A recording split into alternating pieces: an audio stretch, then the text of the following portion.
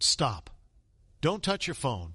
The next 5 minutes will decide whether you control your day or your day controls you. Most people wake up already behind notifications. Old doubts replaying in their minds. But champions, they wake up with power words that command their subconscious and set their entire day on fire. Today you're going to install 11 power phrases, simple but unstoppable commands that reprogram your mind for success. Wealth, focus, and unstoppable momentum, not hype, not wishful thinking. This is your morning operating system. Here's what you'll get in this video. A 5-Nut morning SOP to reset your energy and prime your focus. 11 to trigger confidence and action when spoken with conviction, and an 11-day challenge that will turn these words into your new identity. Because here's the truth. What you focus on expands. Focus on lack, you stay stuck. Focus on power, service, and decisive action. You rise. So stand tall, shoulders back. Take a deep breath. Inhale for 4. Hold for 4. Exhale for 8. Now repeat in your mind. I choose how my day begins. Are you ready? Turn off the noise. Open your heart. Switch on your mind. Start your day like a champ. We begin right now. Say it out loud with me. I am the master of my fate. 6 short words, yet they carry the weight of a lifetime. These words are not poetry. They are law. A law that will either set you free or keep you chained, depending on whether you believe it. Most people don't live like masters. They live like victims. Victims of the economy, victims of their family, victims of their past, victims of luck. And every morning they hand over the pen that writes their life story to someone else. An employer, a politician, a bill, or even an old memory. But here's the secret. The world's top achievers discovered fate is not written for you. It's written by you. Think about this. Every result you see in your life right now, your bank account, your health, your relationships, is the harvest of seeds you planted yesterday. Those seeds were your thoughts, your decisions, your actions. If you don't like the harvest, don't complain about the soil. Plant different seeds. When you say, I am the master of my fate, you are refusing to be blown around like a leaf in the wind. You are saying, I choose, I decide, I command. Let's bring this home with a real example. Sham Schwab started as a laborer making $1 a day in Andrew Carnegie steel mills. No education, no status, nothing. But every morning he looked at himself in the mirror and declared that he would one day run those mills. And he did. He became president of U.S. Steel and earned millions when millions were unthinkable. Why? Because he mastered his fate with his mind long before his paycheck caught up. Or consider Henry Ford. People laughed at him, told him it was impossible to build a car for the masses. Experts proved with numbers that he would go bankrupt.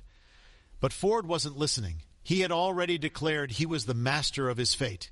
He knew that failure was just feedback and doubt was nothing but noise. That mindset carried him through ridicule, setbacks, and obstacles until the impossible became inevitable. Now, here's the part most people miss. Mastering your fate is not about controlling circumstances. It's about controlling yourself. You can't dictate the weather, the economy, or the opinions of others, but you can command your mindset, your discipline, your daily choices. And when you do, circumstances eventually bend to meet you. Think of your subconscious mind as fertile soil. Whatever you plant, it will grow. Plant fear and it grows fear. Blankage and it grows courage. Plant doubt and it grows limitation. Plant I am the master of my fate and it grows resilience, power, and opportunity. But here's the catch. Words without feeling are dead. If you just whisper this phrase without emotion, it's like dropping a seed on concrete. Nothing happens. But if you speak it with intensity, with conviction, while looking into your own eyes in the mirror you planted deep, your subconscious mind doesn't argue. It doesn't ask, are you sure? It simply accepts the command and begins to reorganize your reality to match. So, here's your morning action step. Tomorrow, before you touch your phone, before you talk to anyone, stand in front of the mirror, shoulders back, eyes locked, and declare with force, I am the master of my fate. Not once, not twice, but 3 times, each one stronger than the last. The first time you establish the thought. The second time you inject emotion. The third time you declare it as fact. As you do this, visualize yourself making decisions with authority, moving with confidence, and refusing to play the victim. See yourself closing the deal, finishing the workout, taking the bold step you've been avoiding. Feel the energy of command surge through you. Here's the test. Life will push back. Someone will doubt you. A circumstance will challenge you.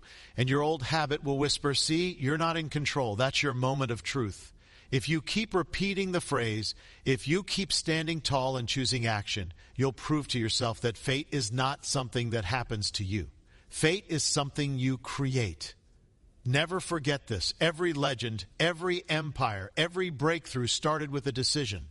Andrew Carnegie once said, "A man is limited only by his thoughts." He was right. The limits you think you have are illusions built by yesterday's doubts. Break them today.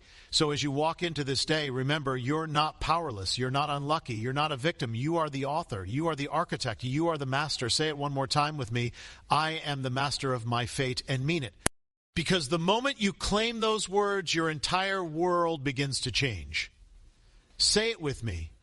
My definite chief aim guides my every action. 8 words. But they hold the difference between drifting through life and driving your life like a guided missile. Here's the reality. Most people don't fail because they're lazy. They fail because they're unfocused. They're running in 10 different directions at once, scattering their energy like sparks that never ignite a fire. They wake up each day without a target. So no matter how hard they work, they end the day exhausted and still in the same place. But the men and women who achieve greatness, they know exactly what they want. They choose one aim, one direction, one target, and they align every decision, every habit, every action with that aim. That's why their results look like magic, because focused energy always beats scattered effort. Let me tell you a story. Edwin C. Barnes was just an unknown man with no money, no connections, nothing to his name. But he had a chief aim to work with Thomas Edison. Not for Edison as an employee, but with him as a business partner. Every morning in his shabby rented room, Barnes would stand tall and declare, "My definite chief aim guides my every action." He held that aim so clearly, so powerfully, that when the time came, he found himself face to face with Edison. Edison didn't see a poor man in shabby clothes. He saw burning purpose, and that purpose led Barnes into a partnership that made him rich beyond imagination. That's the power of a chief aim. It pulls you toward it like gravity. Now, let's bring it into your life. Ask yourself, what's your definite chief aim right now? Not 10 goals, not a vague dream, one clear aim. Maybe it's financial freedom. Maybe it's building a business. Maybe it's transforming your health. Whatever it is, clarity is king. Once you declare it, everything changes. Decisions become easier. Distractions lose their power. Temptations fade. Why? Because when you have a definite aim, every choice runs through one filter. Does this move me closer to my aim or further away? Think of it like GPS. Without a destination, you can drive all day and get nowhere. With a destination, even if you hit traffic, take a wrong turn, or face delays, the system keeps recalculating to pull you back on track. Your definite aim works the same way. Let's talk about Rockefeller. At just 23 years old, he already knew his definite chief aimed to become the world's greatest oil refiner. While other men were chasing quick profits or bouncing from opportunity to opportunity, Rockefeller stayed locked on one vision. Every investment, every decision, every negotiation served that aim. And the result? Standard Oil, a company so massive it redefined industry. So how do you install this into your own morning? Here's the practice after you affirm. My definite chief aim guides my every action. I take 1 minute to write down the most important task of the day. One thing that if accomplished makes today a win, that MIT must connect to your larger aim. If your chief aim is financial independence, your MIT might be making 10 high-value sales calls or finishing that product draft, or learning one new skill that raises your earning power. If your aim is health, your MIT might be a workout, a clean meal plan, or scheduling a doctor's appointment you've been avoiding. The point is simple. Don't scatter. Anchor your day around one meaningful action that moves the needle. Now, here's the trap. Most people confuse activity with progress. They stay busy, emails, scrolling, random errands, but none of it connects to their chief aim. That's like running on a treadmill and expecting to arrive in another city. You sweat, you work, but you go nowhere with a definite aim. Every ounce of effort compounds day by day, step by step. You build momentum, and momentum is what separates winners from dreamers. But here's the catch. You must feel it. You can't just whisper these words without conviction. When you declare, my definite chief aim guides my every action, say it as if the universe itself is listening. Say it with the same certainty. A general gives orders to his army. Your subconscious mind will obey. So tomorrow morning, after you claim, I am the master of my fate, follow it with this second command. My definite chief aim guides my every action. Write your MIT. Visualize it completed. Feel the pride of progress before you even begin. Because the truth is, this life doesn't reward vague wishes. It rewards definite purpose backed by consistent action. Say it one more time.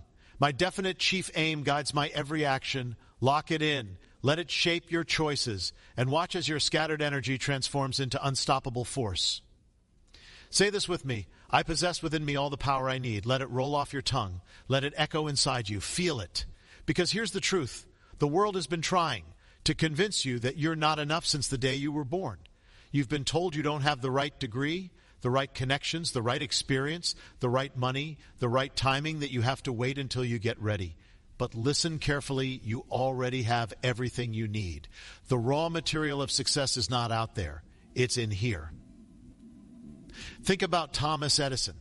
3 months of formal schooling, that's it. If he had believed what the world said, that he was undereducated, unqualified, not fit to invent, there would be no light bulb, no phonograph, no 1,000 patents that changed the world. But Edison knew something his critics didn't. He knew he had access to infinite intelligence through his own subconscious. When he hit a wall, he didn't say, "I'm stuck." He sat in silence and declared, "I possess within me all the power I need." And the ideas came. Or take George Washington Carver, born into slavery, no status, no resources. By all logic, he should have been forgotten. Instead, he discovered over 300 uses for the peanut and became one of the greatest scientists of his time. When asked how he did it, he said, "I went into my laboratory, spoke to the Creator, and waited for the answer." That's not luck. That's faith in inner power. And here's the part you must never forget. Your subconscious mind doesn't run on external approval. It runs on your commands. When you tell it, "I possess within me all the power I need," you activate the channels to creativity and strength and solutions you didn't even know you had. The problem is not lack of power. The problem is doubt. Doubt is the lock. Faith is the key. When you doubt, you shut the door. When you believe, you open it wide. Let's break this down into your daily life. Think about the last time you said to yourself, "I can't." Maybe it was starting a business, learning a new skill, making a tough decision. The moment you said, "I can't," your brain shut down. No new ideas, no solutions, just a wall. Now imagine instead you said, "I possess within me all the power I need." Immediately your brain shifts. Instead of focusing on what's missing, it starts scanning for resources, solutions, and pathways. Same situation, different command, different outcome. That's why this phrase is so powerful. It flips your brain from limitation mode to solution mode. Here's how to apply it. Tomorrow morning, when you stand in front of the mirror, declare, "I possess within me all the power I need." Then choose one challenge you're facing. Visualize yourself overcoming it. Feel the strength rising. Imagine solutions flowing. Hold that state for 30 seconds. You'll notice your body straighten, your breathing deepen, your energy shift. That's not imagination. That's the subconscious unlocking its reserves. And don't stop at the mirror. Use this phrase as a weapon during the day. When fear whispers, "You can't handle this," fire back with, "I possess within me all the power I need." When doubt says, "You don't have what it takes," crush it with, "I already have what it takes." Because here's the truth. The walls holding you back are built out of your own thoughts. They look solid, but they're paper thin. The moment you shift your belief, those walls crumble. Remember Andrew Carnegie's words, "No man is limited except by his own thoughts." You are not limited by your past. You are not limited by your bank account. You are not limited by your mistakes. The only real limit is the thought that says, "I am limited." And today that thought dies. So repeat it again. "I possess within me all the power I need." Say it with force. Say it with belief. Say it until your subconscious has no choice but to obey. Because once you do, you stop searching outside for permission and start creating from within. And when that happens, you become unstoppable. Say it out loud with me. Today I go the extra mile in all I do. Simple words. Yet they unlock one of the most powerful success laws ever discovered. The law of increasing returns. Here's the reality. Most people do the bare minimum. They work just hard enough not to get fired. They deliver just enough not to be criticized. They live by the motto, "How little can I do and still get by?" But the truth is brutal. The world does not reward mediocrity. The world rewards excellence, effort, and those who go further than expected. The men and women who rise to greatness are not those who did only what was required, but those who gave more, served more, and created more. Andrew Carnegie knew this secret. When he promoted leaders inside his steel empire, he didn't look for the smartest. He didn't even look for the most experienced. He looked for those who consistently went the extra mile, those who didn't wait to be told but delivered more value than they were paid for. That's why Charles M. Schwab, who started as an ordinary worker, became one of the highest paid executives of his time. He lived this phrase every single day. Now, let's bring it down to you.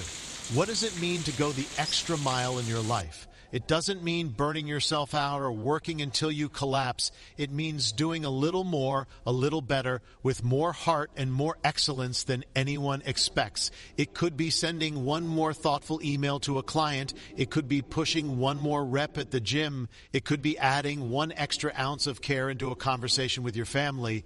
The point is not the size of the action. The point is the spirit of the action. The subconscious lesson you are teaching yourself is I always give more than I take. I always deliver more than I'm asked. And here's the beautiful part. When you adopt this mindset, you stand out instantly. In a world full of people doing the minimum, the one who does more shines like a beacon.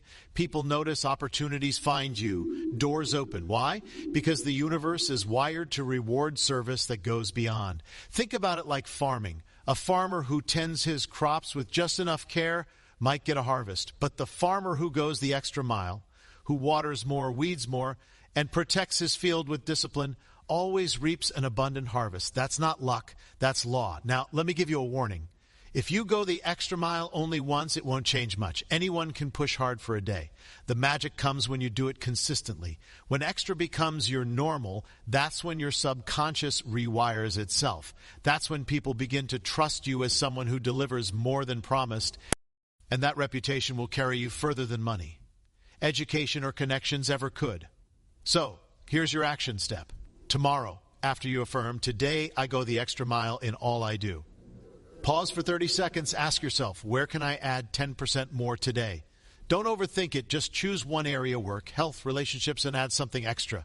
Then do it again the next day and the next. This simple habit becomes your edge. While others quit early, you keep going. While others complain, you contribute. While others expect a reward before effort, you give effort first. And soon you'll discover the law of increasing returns. The more you give, the more you receive, always in greater measure. Say it again, and this time with conviction. Today I go the extra mile in all I do. Feel the difference. Stand taller. Visualize yourself over-delivering, outlasting, and outperforming the ordinary. Because the truth is, this success is never an accident. It's the natural result of consistent extra effort. And when you live this phrase, you position yourself in the top 2% of people who refuse mediocrity and demand excellence. So tomorrow, don't just do enough. Don't just check the box. Go further. Shine brighter. Give more. Say it one last time with me. Today I go the extra mile in all I do, because that is the habit that will separate you from the crowd and pull you into the ranks of those who win. Not once,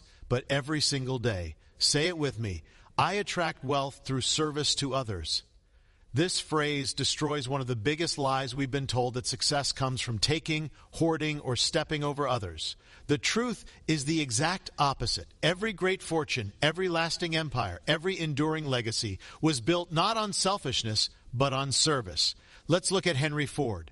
He didn't become one of the richest men in history by squeezing people. He became rich because he obsessed over serving people. His mission wasn't money, it was mobility. He wanted to give ordinary families a car they could actually afford. He revolutionized production, not to raise prices, but to lower them. He created more value for millions. And in return, wealth came pouring back to him. Or consider John D. Rockefeller. Yes, he was ambitious. Yes, he built a massive oil empire, but his focus wasn't just on money. It was on efficiency, consistency, and service. He refined oil so cleanly, so reliably, and at such a low cost that people's lives were transformed. He made light affordable for the masses. That service created the wealth that followed. Here's the principle. Money is nothing but a certificate of service. It flows to the person who provides the most value in the most effective way, and it flows away from those who only manipulate, or cut corners. So if you want to attract wealth, stop asking, how can I get more? Start asking, how can I serve more? Now let's make this practical. Every morning after you declare, I attract wealth through service to others, take 1 minute and write down this question. Who will I serve today, and how will I add value? If you're an entrepreneur, it might mean solving a real problem for your customer instead of pushing another product. If you're an employee, it might mean going beyond your job description to support your team. If you're a creator, it might mean sharing wisdom that actually helps people. Instead of chasing clicks, the shift is subtle but powerful. Instead of moving through the day asking, what's in it for me? You begin asking, what can I contribute? And paradoxically, the more you give, the more you receive.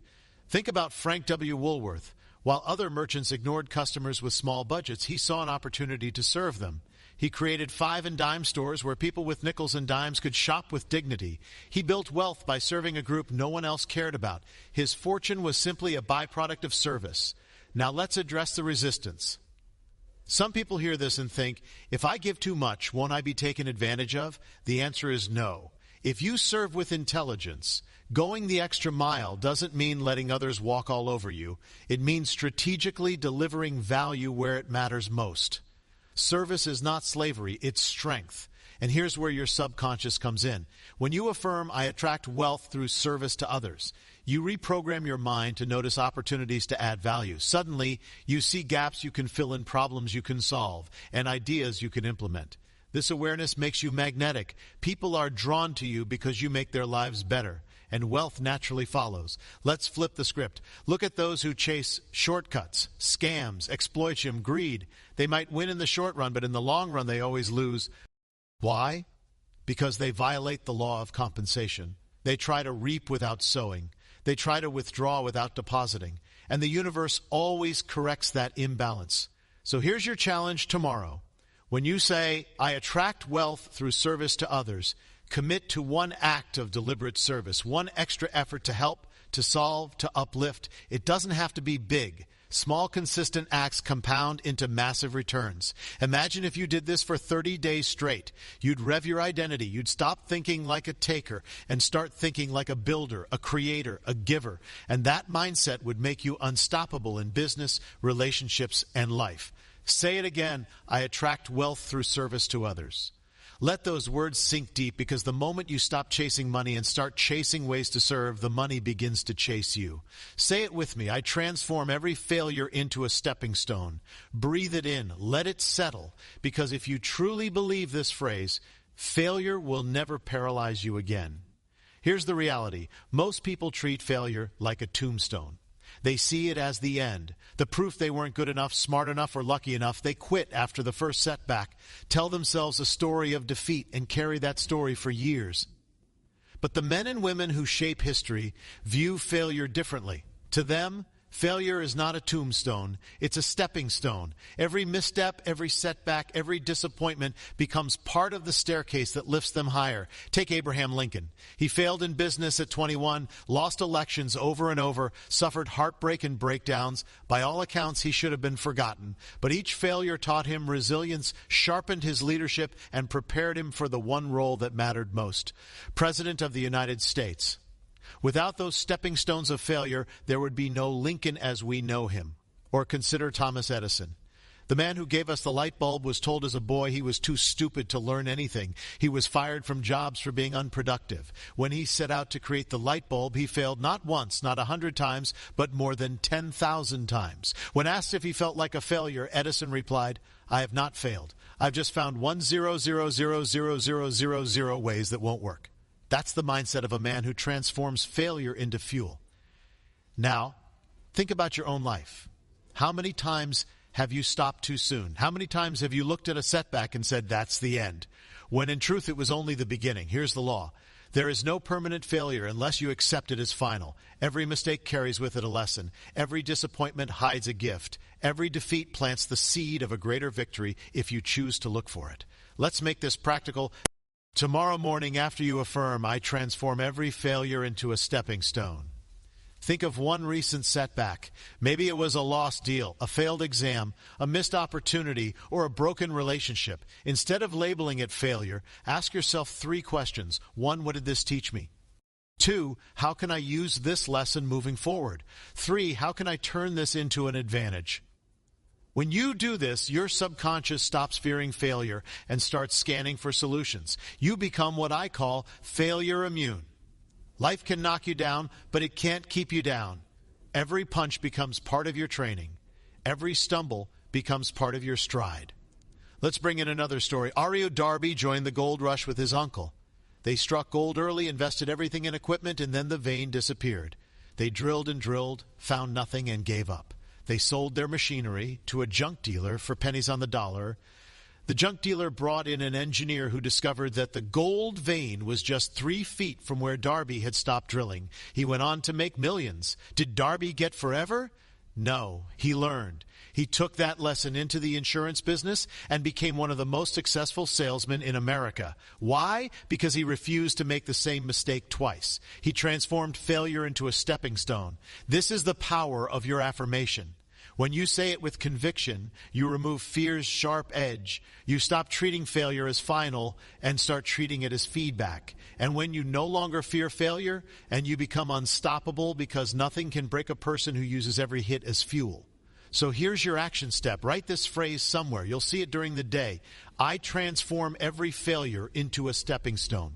When something goes wrong, and something always will pause, repeat this phrase and immediately ask yourself, what's the lesson? How can I use this? Do this consistently and failure loses its sting. Say it again, I louder. This time I transform every failure into a stepping stone. Feel it. Shift your perspective. See your past failures not as weights, but as building blocks. Imagine standing taller because of them, not in spite of them.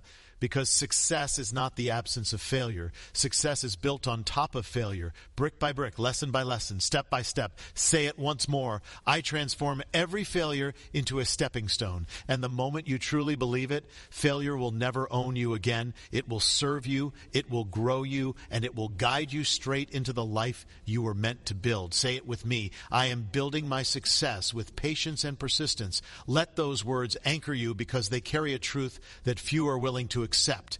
Success is not built in the moment. It's built in layers. With patience as your foundation and persistence as your hammer, we live in a world obsessed with speed.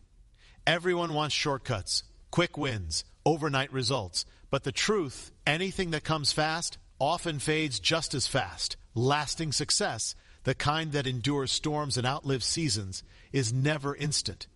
It is patient work done with relentless persistence. Think about the farmer. He plants seeds in the soil. He waters them, nurtures them, protects them for weeks. Sometimes months there is no sign of growth above ground, but beneath the soil roots are spreading, strengthening, preparing for the harvest. If the farmer digs up the seed every day to check if it's growing, he kills the process. But if he waits with patience and persists with care, he reaps an abundant harvest. Your dreams work the same way. Every disciplined action, every small improvement, every consistent effort is like watering the seed. You may not see the results right away, but success is forming beneath the surface. Let's take a story from history. James J. Hill, the railroad builder. For 20 years, he laid tracks across wilderness, fought financial ruin, overcame countless obstacles, and endured mockery from critics who called his project Hill's Folly. But Hill persisted patiently, brick by brick. Mile by mile, he built what became the Great Northern Railway, one of the most successful railroads in America. His empire wasn't luck. It was patience and persistence in motion. Now, let's bring it closer to home. Think about the habits you've tried to build. Maybe you wanted to get fit, start a business, write a book, or save money. You began with energy and excitement. But when results didn't show immediately, frustration crept in. Most people quit right there. They confuse delay with denial. They think the lack of visible progress means no progress at all. But the truth is, persistence makes the invisible visible. It bridges the gap between where you are and where you want to be. This is why your morning phrase matters. When you declare, I am building my success with patience and persistence, you rewire your mind to play the long game. You remind yourself that success is not a sprint, it's a marathon, that every small step counts, even when no one is watching. Marshall Field understood this. After the Great Chicago Fire destroyed his store, he had every reason to quit. He could have said, "It's over. I've lost everything." Instead, he saw the fire as a stepping stone. With patience, he rebuilt. With persistence, he expanded. What emerged was not just a store, but a retail empire that stood for more than a century. Here's a law you need to engrave on your mind. Compounding applies not just to money, but to effort. Each day of consistent action compounds into greater strength, greater wisdom, greater opportunity. You may not notice it right away, but persistence is silently multiplying your results until one day the breakthrough comes and everyone calls it sudden success. But you will know the truth. It wasn't sudden. It was earned through patience and persistence. So, how do you live this phrase? First, slow down your timeline. Stop expecting everything in weeks that takes years. Remind yourself greatness is not microwaved, it's marinated. Second, measure effort before results. Ask, did I show up today? Did I persist one more time? That's a win, even if the scoreboard hasn't changed yet. Third, embrace your resistance. Muscles only grow when they push against weight. Your persistence will only strengthen when tested by obstacles.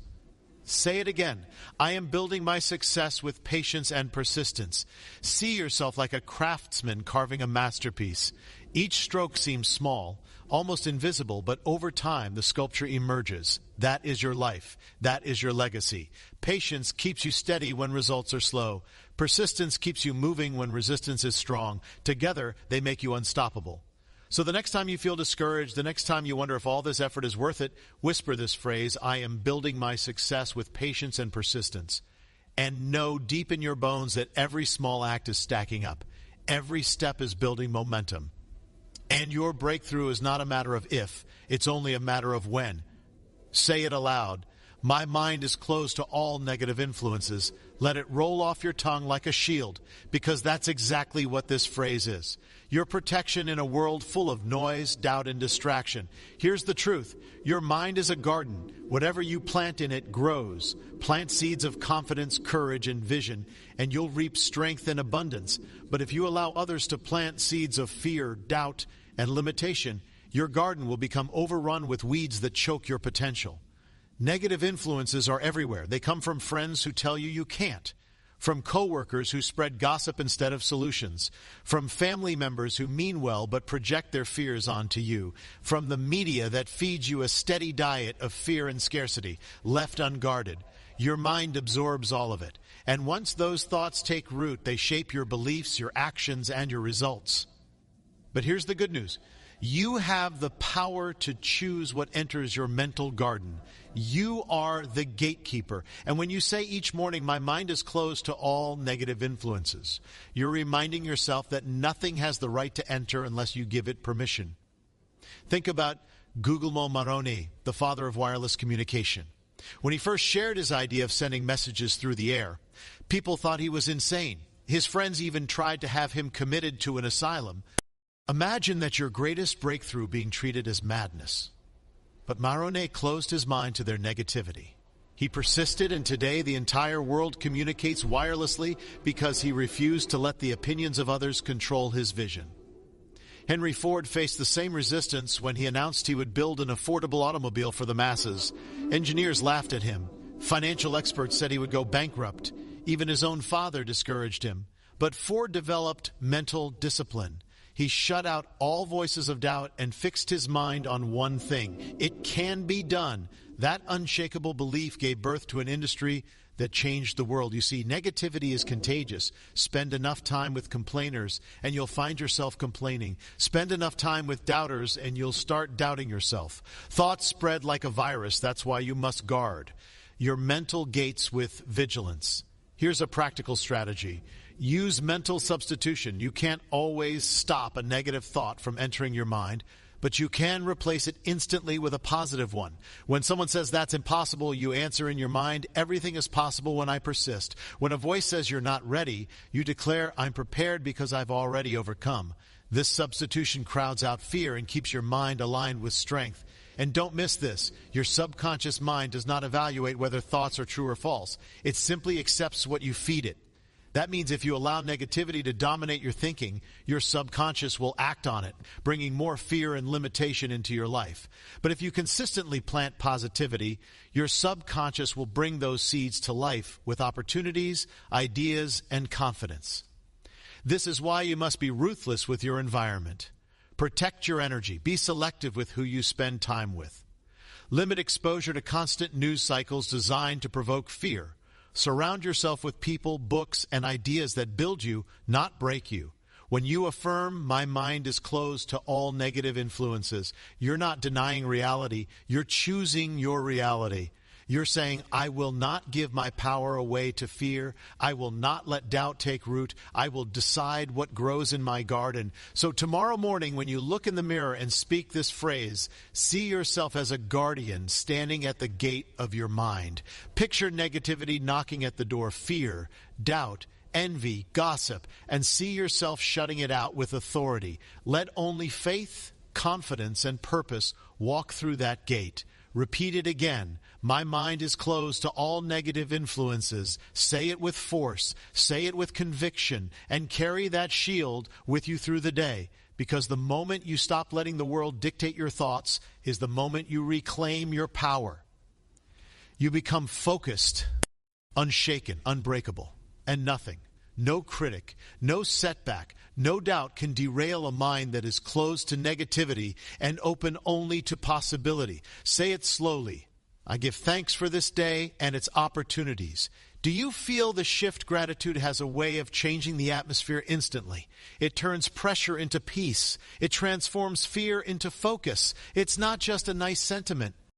It's a magnetic force that multiplies everything good in your life. Here's a universal law. What you focus on expands. If you focus on lack, you see more lack. If you focus on fear, you attract more fear. But when you focus on gratitude, you invite more abundance, more opportunities, more reasons to be grateful. Gratitude is not passive, it's power. Let's go back to one of the greats, John D. Roker.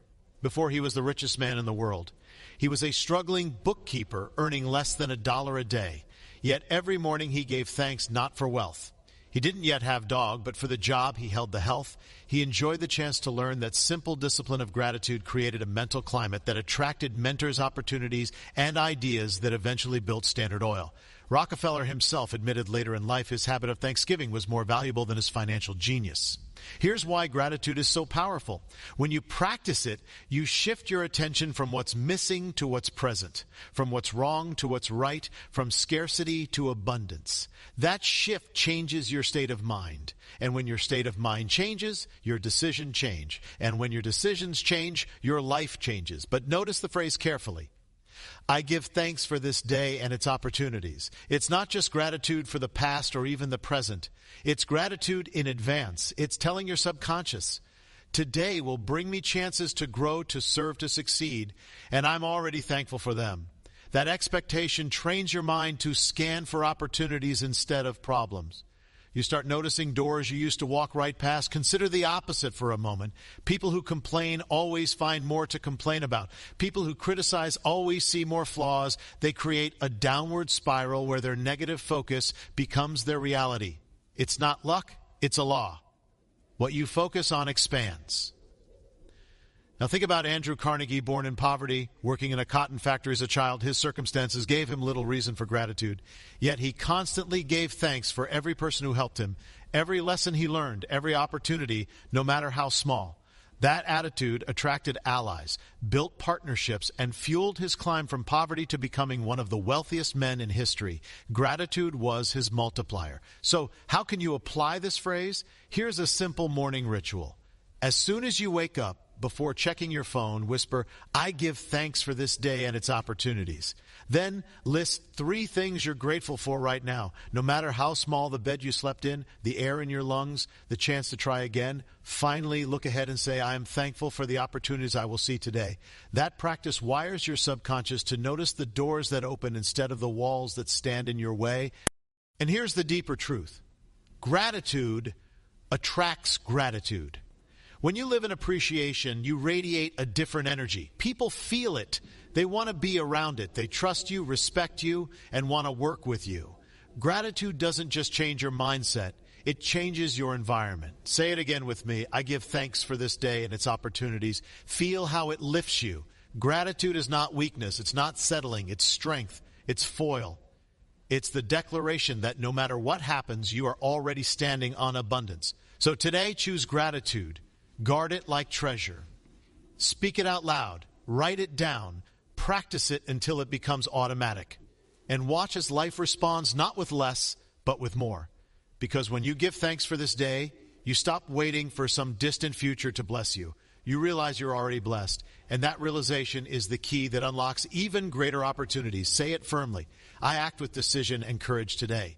Let those words sink deep, because nothing destroys more dreams than hesitation and fear. Every day, countless people wake up with ideas, goals, and intentions.